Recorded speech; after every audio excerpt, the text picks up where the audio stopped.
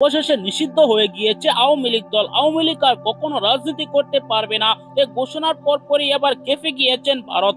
বাংলাদেশকে কঠিন হুমকি দিয়েছেন ভারত। বাংলাদেশকে দুই ভাগে বিভক্ত করে দিবেন বলে হুমকি দিয়েছেন। তার এই বক্তব্যের পাল্টা জবাব দিয়েছেন ডক্টর মোহাম্মদ ইউনূস। জাতিসংঘে তিনি অগ্নিঝরা ভাষণে ভারতকে হুমকি দিয়েছেন সরাসরি। তার বক্তব্য তুলপা সৃষ্টি হচ্ছে। এই ভিডিওতে আপনাদেরকে দেখাবো। অত্যন্ত গুরুত্বপূর্ণ ভিডিওটি, না টেনে পুরো ভিডিওটি দেখবেন। চ্যানেলের পুরো ভিডিওটি দেখলেন এই ভিডিও সম্পর্কে অবশ্যই আপনার মূল্যবান মতামত কমেন্টে জানাবেন। দর্শক, আপনারা সকলে জানেন জাতিসংঘ গিয়েছেন ডক্টর মোহাম্মদ ইউনূস।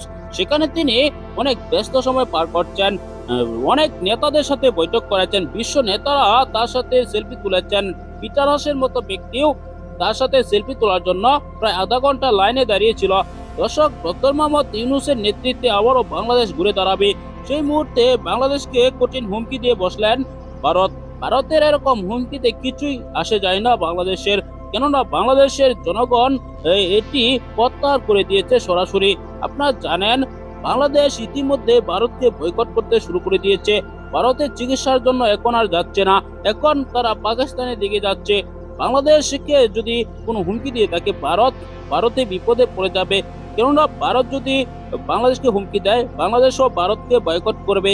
ভারতকে ইতিমধ্যে যে হারে বয়কট করতে শুরু করে দিয়েছে, কিছুদিনের ভিতরে কঠিন বিপদে পড়বে ভারত। ভারতের নরেন্দ্র মোদীকে উৎখাত করার জন্য যুক্তরাষ্ট্র ইতিমধ্যে উঠে পড়ে লেগে গিয়েছেন।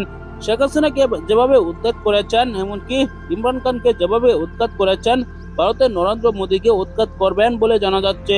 তার পিছনে মাস্টার মাইন্ড হচ্ছেন ডোনাল্ড লু। এরকম ষড়যন্ত্রগুলো করছে বলে জানা যাচ্ছে।